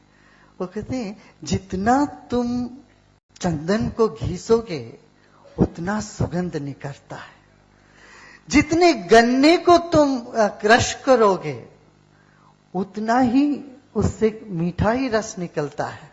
ऐसे ही सोने को जितना हथौड़ी लगती है, सोने पर उतना वो ज्यादा चमकता है, कभी काला नहीं होता सोना। तो इस तरह से जो आत्मनिष्ठ व्यक्ति है, जिनके लक्ष्य और एक कल्पना है दुनिया के लिए और समाज के लिए, जिनके दिल में दर्द है सबके लिए, उनको कोई हिला नहीं सकता। किसी आलोचना उनको अपना पथभ्रष्ट नहीं कर सकता। ये आत्मविश्वास जरूरी है, और वो आत्मविश्वास आप पाते हैं। मैं समझता हूं यही कारण है आप सभी चुनौतियों को सामना करते हुए एकदम आगे बढ़ते चले जा रहे हैं। अच्छा, दूसरी बात ऐसी, किताब लिखने से, किताबों से एक और प्रयोजन है। हजारों युवा है इस देश में जो अपनी आशा खो के बैठे हुए हैं। उनके भीतर एक आशा का किरण ये जागृत कर सकता है, करेगा जरूर। क्यों? 20 साल पहले, 30 साल पहले आपने जो लिखा है वो पढ़ के आज की युवा उस स्थिति में जो भी है, उनके भीतर एक हौसला जागृत होती है। अरे भाई, मुझे भी एक चांस मिलेगा ऐसा, मैं भी इस तरह के एक ऊंचे पदवी में मैं जा सकता हूं। आज मैं ठोकर खा रहा हूं, मगर कल सत्यमेव जयते, मैं विश्वास मेरा मजबूत होगा, मैं सच्चाई के लिए खड़ा हो जाऊंगा। सिर्फ अपना साबित करना, सबूत देना, ये नहीं, निष्ठा से हम आगे बढ़ते रहेंगे तो जरूर उज्जवल भविष्य मेरा भी है। ये हौसला आज के नवयुवकों को इस तरह की एक कृति से, साहित्य से उपलब्ध होता है। काव्य शास्त्र विनोदेन कालो गच्छति धीमताम। बुद्धिमान का यही लक्षण है, जो भी समय मिलता है उसमें काव्य शास्त्र विनोद में, हंसी मजाक में और ज्ञान में बिताते हैं, ज्ञान चर्चा में बिताते हैं। और मूर्ख झगड़े में, झंझट में, चुगली में, निंदा करने में, एक दूसरे की निंदा करने में, इसी में लगे रहते हैं। आजकल बहुत सारे टॉक शो आप देखते होंगे, सब एक सा होता है, सब एक साथ चिल्लाते हैं, किसी की बात किसी को नहीं समझ में आती, एक साथ बोलते रहते हैं, आरोप प्रत्यारोप, मगर काम करने वाले काम किए चले जाते हैं, समाज का उद्धार में लगे रहते हैं, दूसरों की आलोचना की परवाह नहीं करते। यहां फिर मैं ये कहता हूं, समाज में फिर भी दो तरह के लोग होते हैं। क्या? एक सेंसिटिव होते हैं और एक सेंसिबल होते हैं। जो संवेदनशील कुछ लोग होते हैं, कुछ बड़े प्रकांड प्रज्ञावान होते हैं। प्रज्ञावान व्यक्ति अक्सर गुस्से में रहते हैं और संवेदनशील नहीं होते। संवेदनशील व्यक्ति अपना एक भावुकता में बह जाते हैं, दुखी होकर रहते हैं। इन दोनों के लिए साक्षी रहना जरूरी है। एक साक्षी भाव ही ऐसा भाव है, किताब का नाम भी साक्षी भाव है, मगर मैं ये कह रहा हूं इससे हटके कि साक्षी भाव माने साक्षी में जब रहते हैं, उसमें फिर हम हृदय मस्तिष्क का प्रकांड प्रज्ञा और हृदय की संवेदनशीलता दोनों को लेके चलेंगे, मानवता का विकास होता है, तभी होता है। ऐसे ही व्यक्ति समाज का नेतृत्व करने लायक होते हैं। और ये सारे गुण हम हमारे प्रिय नरेंद्र भाई में देख रहे हैं। विचार में भी और भाव में भी, ये दोनों का सम्मिलित एक कविता आपने, कविताओं का संकलन आपने इसमें किया है। और मैं आशा करता हूं इस कविता से हजारों युवक अपने जीवन में एक नया हौसला, नया रोशनी और देश के प्रति एक डेडिकेशन, समर्पण भाव जागे। जितना समर्पण भाव इस तरह की एक भक्ति की लहर या ज्ञान की लहर से हुआ, पैदा हुआ है, वो किसी और चीज से नहीं हुआ है। बड़े बड़े साहित्यकारों की किताबों पढ़ के ही हमारे देश में लोग स्वातंत्र संग्राम में जुड़ते गए। और उसके बाद भी जो भी समाज में जो परिवर्तन ला पाए, वो वही लोग लेके आए जिनकी रुचि साहित्य में रहा, जिनकी निष्ठा जन कल्याण में रहा, जिनका भाव सबके लिए स्पंदित रहा। तो ऐसा एक सुअवसर आज फिर उपलब्ध है हमारे युवा को, इस देश के युवा जागें। देखिए, अक्सर जब युवा फ्रस्ट्रेट होते हैं, क्या करते हैं? नशे में जाते, व्यसन में चले जाते हैं, नशे में चले जाते, व्यसन में चले जाते। उस फ्रस्ट्रेशन की घड़ी इतना महत्वपूर्ण है। उस घड़ी में शब्द, कविता निकल सकती है, भाव निकल सकती है। उस भाव को कलमबद्ध करें, वो कागज में लिख डालें, तो जीवन का एक दिशा ही बदल जाता है। जब व्यक्ति अंदर से फ्रस्ट्रेट होता है, उनको कुछ प्रगति दिखती नहीं है, फ्रस्ट्रेशन ही दिखता है सब जगह। तो उसका एक मोड़ देने के लिए हमें काव्य है, शास्त्र है, संगीत है, दर्शन है, भारत में जितना ये सब निखरा हुआ है, वो हमको कहीं और नहीं दिखता है, दुनिया में कहीं और इस नहीं दिखता है। इस परंपरा को आप अक्षुण्य बनाने की एक कड़ी में आपका एक महत्वपूर्ण कदम है। आज ये जो किताब का अनावरण हमने किया, मैंने आपसे अनुरोध किया इसको आप हिंदी में भी करिएगा और सभी भाषाओं में भी करिएगा। कि माँ के लिए जो प्रार्थना है, भगवती के लिए जो प्रार्थना आपने बनाई, इसको तालबद्ध संगीतबद्ध करके हमारे देश में सब जगह लोग इससे प्रेरित हों और सबका मंगल हो, कल्याण हो। इतना ही कह के मैं फिर आप सबको साधुवाद देते हुए मेरी दो वाणी को विश्राम करता हूं। ओम जय हिंद। कुलम पवित्र जननी कृतार्था वसुंधरा च पुण्यवती च येन, जिनसे कुल पवित्र हुआ, माता धन्य बनी और धरती पुण्यशाली बनी। ऐसे परम पूज्य गुरुदेव आपके आशीर्वचन से हम धन्यता का अनुभव करते हैं। माइलो ना माइल मारी अंदर छताएं हूं स्थिर अचल। कवि ઉમાશંકરની આ પંક્તિઓ સતત કર્તવ્યરત રહેતા કર્મયોગી ગુજરાત રાજ્યના મુખ્યમંત્રી શ્રી નરેન્દ્રભાઈ મોદીના છટાદાર વ્યક્તિત્વ અને વાણી તથા કલમ થકી સ્પષ્ટ વિચારો અને ચિંતન સાધનાના મૌનને બોલતું કરતા લેખક કવિ હૃદય નરેન્દ્રભાઈને બિરદાવે છે।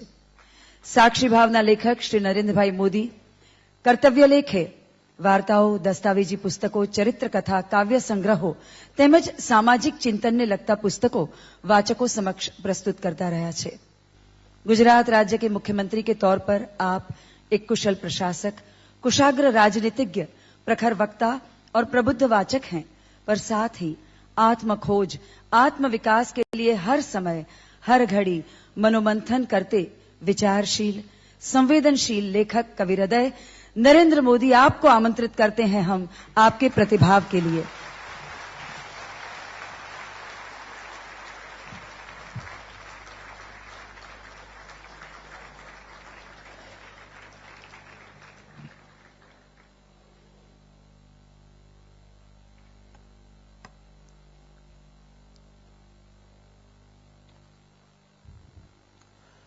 परम पूज्य गुरु जी श्री श्री रविशंकर जी,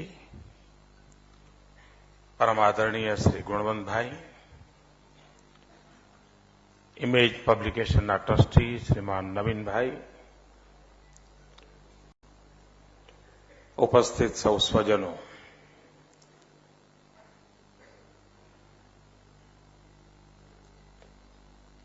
पांच छह दिवस पहला ज આ કાર્યક્રમ નિર્ધારિત થયો અને આટલા ટૂંકા સમયમાં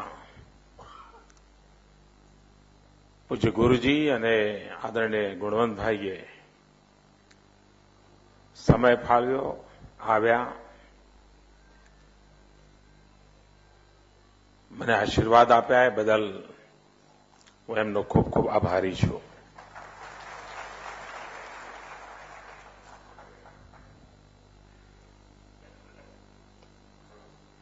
36 વર્ષની ઉંમરે લખાયેલી આ ચીજો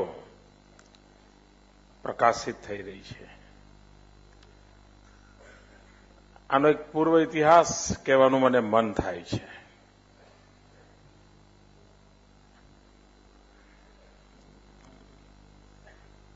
હું રેગ્યુલરલી ડાયરી લખતો હતો, પરંતુ સામાન્ય રીતે જે લોકો ડાયરી લખે છે એવી ડાયરી હું ક્યારે લખતો નહોતો કે જેમાં દિવસભર શું કર્યું, શું થયું, આવું બધું બહુ ઓછું હતું। પણ જે કંઈ બની રહ્યું છે એના મૂળમાં શું હશે, એની પાર્શ્વભૂમિ શું હશે, એ ઘટનાનું તાત્વિક અધિષ્ઠાન શું હશે, આ ઘટનાએ આવો વળાંક કેમ લીધો હશે, એટલે જે સામાન્ય જીવનમાં દેખાય છે ત્યાં હું ક્યારે અટકતો નહોતો। એના પેલે પાર ચાલ્યા જવું એ મારી પ્રકૃતિનો હિસ્સો હતો। મોડી રાત્રે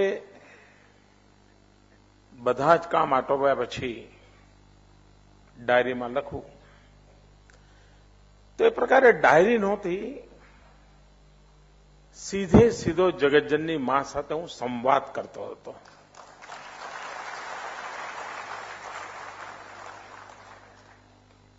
અને એને સંબોધીને જ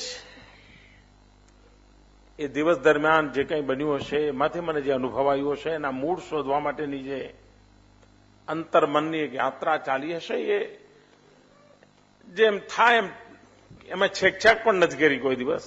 એ ડાયરીના પાના એવા છે, આમ એક તરફથી નીકળે ને છેલ્લે જઈને જ્યાં ઉભો રહે ત્યાં ભાઈ તારીખ લખી નાખું.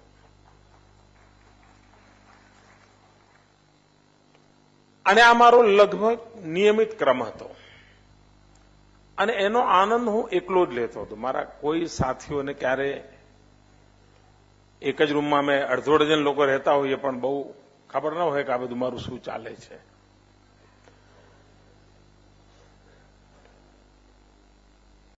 મૂળતઃ પ્રકૃતિ મારી ડિટેચમેન્ટની અને તેથી એનાથી બંધાવવું નહીં, એનાથી જોડાવવું નહીં, એના મોહમાં આવવું નહીં. આ કોઈ ઈશ્વરીય કૃપાને કારણે અંતર્મન બનેલું છે.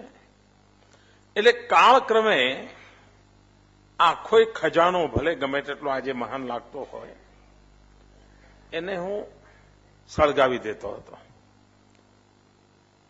લગભગ 6 મહિને 8 મહિને મારી ડાયરીના બધા પાના હું સળગાવી દઉં. એટલા માટે કે ભૂતકાળમાં ને બધી બાગોળવાનું છે ને એમાં શું રાચવાનું, જિંદગી કુછ ઓર હૈ.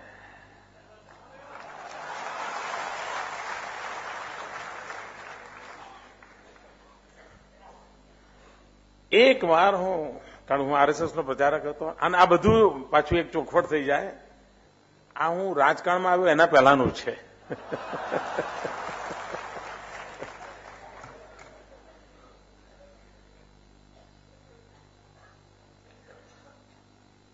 પણ હું બધું નસ કરતો. એક દિવસ હું આ કરતો હતો ત્યારે મારા એક વડીલ પ્રચારક હતા શ્રી નરેન્દ્રભાઈ પંચાસરા. એમણે આ જોયું, મને હાથ પકડ્યો, એમણે મને રોક્યો. મને કે શું કરો તમે? મેં કહ્યું આ બધું છે બધા જૂના કાગળિયા છે, બાળી નાખીએ. એમણે આમ ઉભા ઉભા જોયું હશે મારા કેટલીક વાતો. મને કે આ કાગળિયા નથી, આ પુષ્પો છે, આને તમે બાળતા નહીં. અને એમણે મને રોક્યા પછી જે કેટલાક કાગળો બચી ગયા હતા એ છે આ. એટલે ખરેખર આનો યશ કોઈને આપવાનો હોય તો શ્રી નરેન્દ્રભાઈ પંચાસરાને જાય છે. અને એટલે જ મેં આ મારું પુસ્તક નરેન્દ્રભાઈ પંચાસરાને સમર્પિત કર્યું છે. 36માં લખાણું 63માં આવે.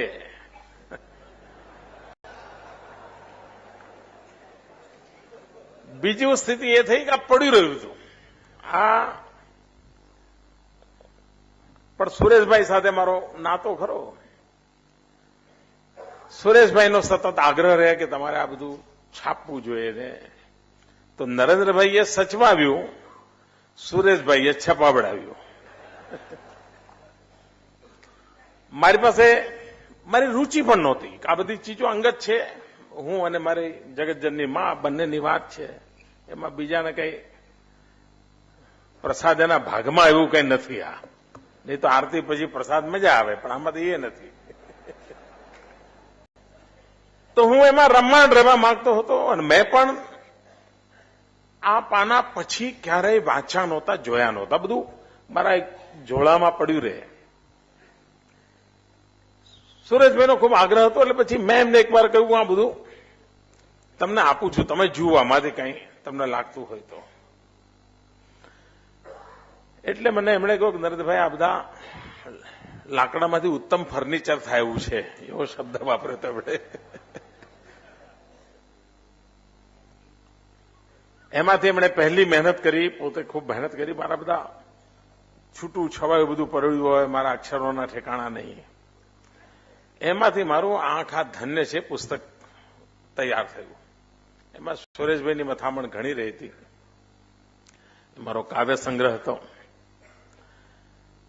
ડાયરી માટે આગ્રહ કરતા હું ના પાડતો હતો. સુરેશભાઈ આ તો અંગત બાબત છે, આને ક્યાં છાપવાની? પણ બધું એમણે શોધી કાઢ્યું. એકાદ વર્ષ સુધી મારી પાછળ પડ્યા કે બીજો ક્યાંક થેલો પડ્યો હશે, શોધી કાઢો, કોઈકના ઘેર પડ્યો હશે. હું પણ પૂછતો જેમના ઘરે જમવા જતો હતો પહેલા તો પૂછું ભાઈ મારું કઈ પડ્યું છે, જરા હોય તો શોધી આપજો ને. મેં એમને કહ્યું હવે મને કઈ બહુ જડતું નથી, આટલું જે છે આ છે, મને કે આપણે છાપીએ. એકાદ વર્ષ અમારી વચ્ચે આ ટસલ ચાલી, છાપવું ન છાપવું, કારણ કે આમાં મારું આખી અંતર્મનની બાબતો છે. એમના અતિશય આગ્રહ પછી 4 વર્ષ પહેલા મેં હા પાડી. 4 વર્ષ પહેલા. તમને આશ્ચર્ય થશે, સુરેશભાઈને સ્વર્ગવાસ થયે 1.5 વર્ષ થઈ ગયું હવે તો, પોણા 2 વર્ષ થયા. આની પ્રસ્તાવના એ લખીને ગયેલા છે. એટલે આ પુસ્તક પ્રગટ થવામાં હું એટલો બધો ઉદાસીન હતો અને એટલા બધા આગ્રહી હતા. એટલે અને એમના મૃત્યુના દિવસે સવારે પણ મારી વાત થઈ કે ફરી પાછું એ જ કે મારે પેલી ચોપડી તો છાપવી જ છે, તમે ઉતાળ કરો, એમનો આગ્રહ રહેતો. એટલે કે એક વિશિષ્ટ પરિસ્થિતિમાંથી પસાર થયેલું આ પુસ્તક છે. અને જયારે છપાવવાનું શરૂ થયું પછી હું રસ લેવા માંડ્યો. અને મારા માટે પણ ઘણી બાબતો આશ્ચર્યજનક છે. અધ્યાત્મમાં કોઈ વિશ્વાસ કરતા હોય કે ન કરતા હોય, કેટલાક લોકો માટે અધ્યાત્મ એ અંધશ્રદ્ધા છે, પણ કેટલાક લોકો માટે કદાચ એ કોઈ તાકાત હશે. હું મને લાગે છે કે હું જાતે એક વાંચી સંભળાવું તમને.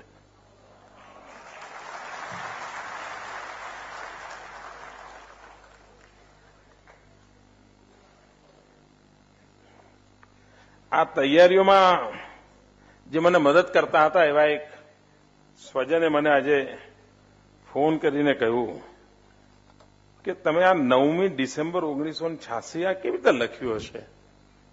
એટલે મેં પછી ખોલ્યું પાછું અને મેં જોયું તો મને થયું કે કદાચ તમને હું જણાવું. આ બધું એવું છે કે જયારે હું રાજકારણમાં નહોતો,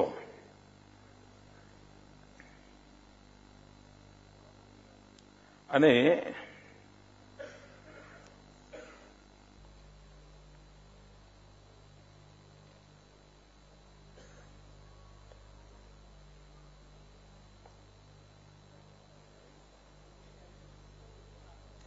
પૂરું નથી વાંચતો, એકાદ પેરેગ્રાફ.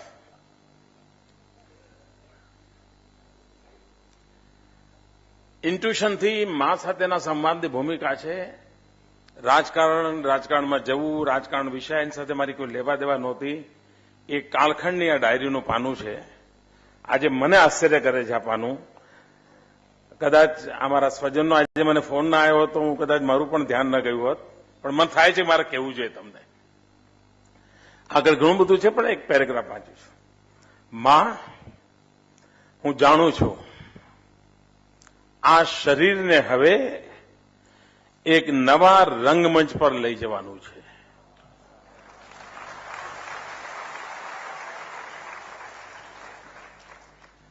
અહીં તમે જોતા હશો હું શરીર બે જુદા છીએ અને આ જ મારી જિંદગી છે. માં, હું જાણું છું આ શરીરને હવે એક નવા રંગમંચ પર લઈ જવાનું છે. નવા રંગમંચને અનુરૂપ તેની સાજસજ્જા કરવાની છે. મન, બુદ્ધિ, હૃદય જેવા શરીરના સઘળા અંગોને હવે આ નવા રંગમંચને અનુરૂપ બનાવવાના છે. માં, તારા આશીષથી એ પણ થશે જ.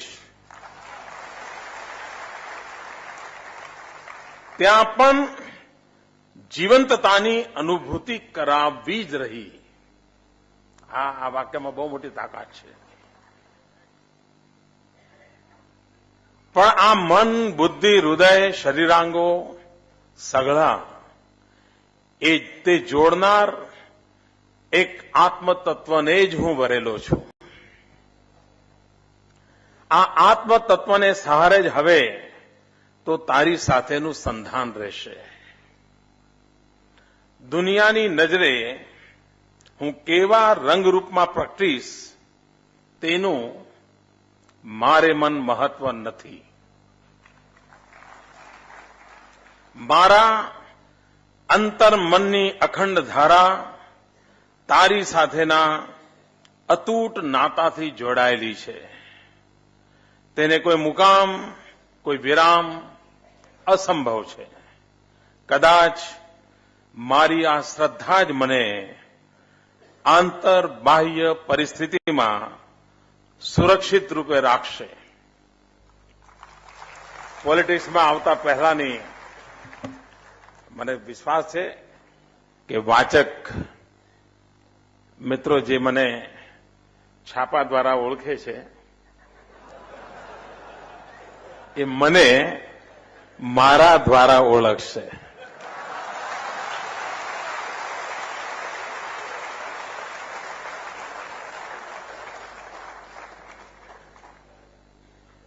મારી પર એક આરોપ થાય છે, એમાં ઘણી સચ્ચાઈ પણ છે. મારા સુધી પહોંચવું અઘરું હોય છે.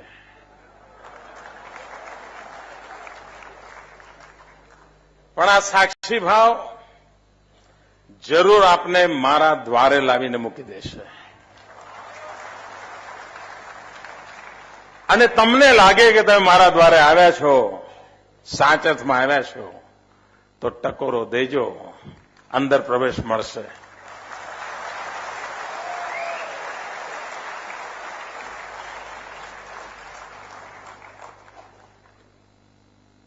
પણ મને હવે એમ લાગે છે કે સારું થયું હોત કે આ 30 વર્ષ પહેલા છપાઈ ગયું હોત, તો એ વખતે સાદી સીધી સાહિત્યિક નજરે જોવાયું હોત.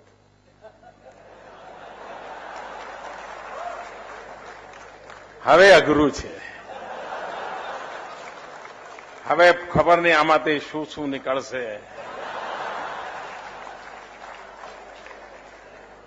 પણ આ ઘણા લોકોની રોજીરોટી કામ તો આવશે.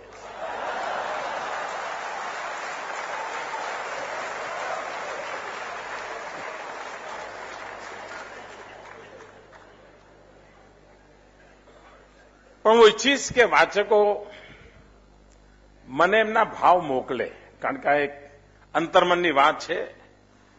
આપણે જોડાઈશું, ખૂબ નિકટતા અનુભવીશું એવો મને વિશ્વાસ છે. અને અલમસ્તા પણ જીવ માત્ર જગદંબાનું રૂપ છે, તો જગદંબાને જીવ માત્રના રૂપ સાથે જોડાવું એનો પણ એક અનેરો આનંદ હોય છે. આ પુસ્તકની બીજી વિશેષતા છે, એની સાથે ઓડિયો બુક પણ છે. આ મારા બધા જ શબ્દો, વાક્યો, વાત એને આખી ચોપડી ઓડિયો બુકમાં પણ છે. એટલે તમે કારમાં જતી વખતે જગદંબાને યાદ કરવી હોય તો આને યાદ કરજો.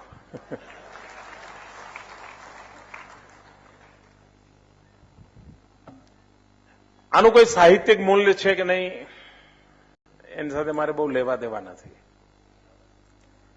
કારણ આ શબ્દ સંયોજના નથી. અને આમાં પણ મારો બે બાબતોમાં એક અપાર વિશ્વાસ રહ્યો છે. એક પત્ર વ્યવહાર, હું સરકારી પત્ર વ્યવહારની વાત નથી કરતો, સ્વજનો સાથેનો પત્ર વ્યવહાર. અને બીજું ડાયરી. પત્ર વ્યવહાર સત્યની પણ ઘણો નિકટ હોય છે અને એ ઇતિહાસનો દસ્તાવેજ હોય છે. તમે 40 વર્ષ પહેલાનો કોઈ પત્ર કાઢો ને એમાં વર્ણન હોય કોઈ ઘટનાનું, તો સમજવાનું કે એ ઇતિહાસનો અમૂલ્ય દસ્તાવેજ છે. અને પત્ર સ્વજનો સાથે લખાયેલા પત્રમાં સત્યતાની નિકટતા ખૂબ હોય છે. અને આ અર્થમાં પત્રનું અધકેરું મૂલ્ય હોય છે. એ જ રીતે ડાયરી વ્યક્તિની રુચિ, વૃત્તિ, પ્રકૃતિ એને પામવા માટેનો એક સારો અવસર હોય છે. At the same time diary પણ ઇતિહાસને અટારીએ કંઈક ને કંઈક આપવાનું સામર્થ્ય ધરાવતી હોય છે. અને એ અર્થમાં આજે હવે તો વોટ્સઅપ ને SMS ને એટલે પત્રવાળી દુનિયા ઓછી થતી ગઈ. એમાં જે માણસનું અંતર્મનની અભિવ્યક્તિ જોઈએ એ ક્ષીણ થતી જાય છે. પ્રોડક્ટેડ મટીરિયલ પીરસાઈ રહ્યું છે, ક્રિએટિવ મટીરિયલને ઘટતું જાય છે.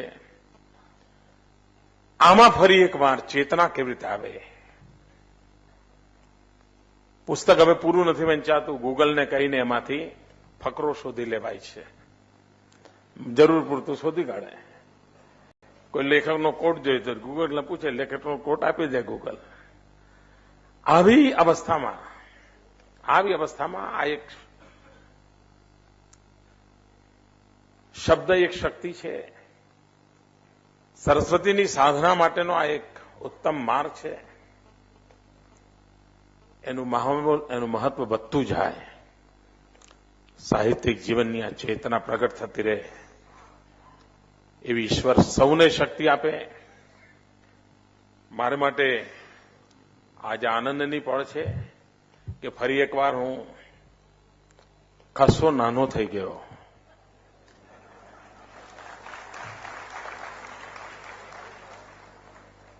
આજે ફરી હું 36નો થઈ ગયો. અને હમણાં જયારે એને નજર કરું છું તો મને એક્ઝેક્ટ એ દિવસના બધા જ ઘટનાઓ, આસપાસના સાથીઓ બધું યાદ આવે.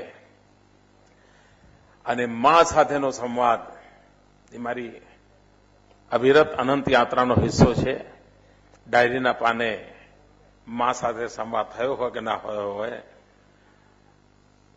સાકાર રૂપ હોય કે ના હોય, નિરાકાર અવસ્થામાં પણ હું પ્રતિફળ માની કોખમાં જ હોઉં છું. એના ચરણે જ માથું મૂકીને ભારત માની સેવામાં રત છું. આપ સૌના આશીર્વાદ, આપ સૌની શુભકામનાઓ. અને મેં આમાં લખ્યું છે, કશું જોઈતું નથી, મારા આમાં વાત બરાબર આવે છે. પણ જ્યારે જે મળે એમાં કાંઈ ખોટું ન થાય, આની વાત હું જ્યારે કશું નહોતું ત્યારે પણ કરતો હતો. અને એ જ ભાવ જીવનને ટકાવતો હોય છે. ભિન્ન ભિન્ન લોકો ભિન્ન ભિન્ન રીતે આને જોશે, પણ જરૂર જોશે એનો મને પૂરો વિશ્વાસ છે.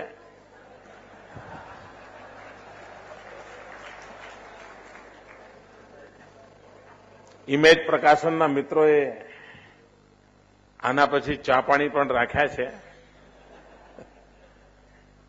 એ સારું કામ કર્યું છે. તો મારો પણ આગ્રહ છે કે આપણે સાથે જરૂર બધા ચા પાણી કરીશું અને પાછળથી પણ મળીશું. આપ આવ્યા, આવા કામ માટે પ્રોત્સાહન આપ્યું એ બદલ આપનો આભારી છું. ધન્યવાદ.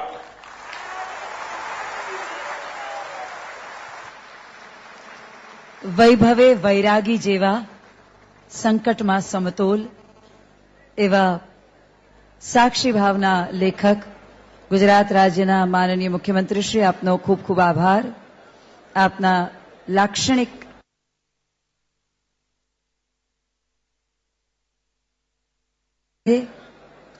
આજનો આ લોકાર્પણ કાર્યક્રમ અહીં સમાપ્ત કરીએ છીએ. આપ સૌને જલપાન માટે આમંત્રિત કરીએ છીએ, જ્યાં લેખક શ્રી નરેન્દ્ર મોદી પોતાના હસ્તાક્ષર સાથે આ પુસ્તક, આપના પુસ્તક પર હસ્તાક્ષર કરી આપશે. બહાર પ્રી ઓડિટોરિયમ એરિયામાં આજે ₹750ની મૂળ કિંમતનું આ પુસ્તક આજના દિવસ માટે ₹500માં ઉપલબ્ધ છે. શ્રી નરેન્દ્ર મોદીના 5 પુસ્તકોનો સેટ, સંઘર્ષમાં ગુજરાત, સામાજિક સમરસતા, કેળવે તે કેળવણી, આંખ આ ધન્ય છે અને સાક્ષી ભાવ આજના દિવસે ₹2350 ને બદલે માત્ર ₹1500માં મળશે.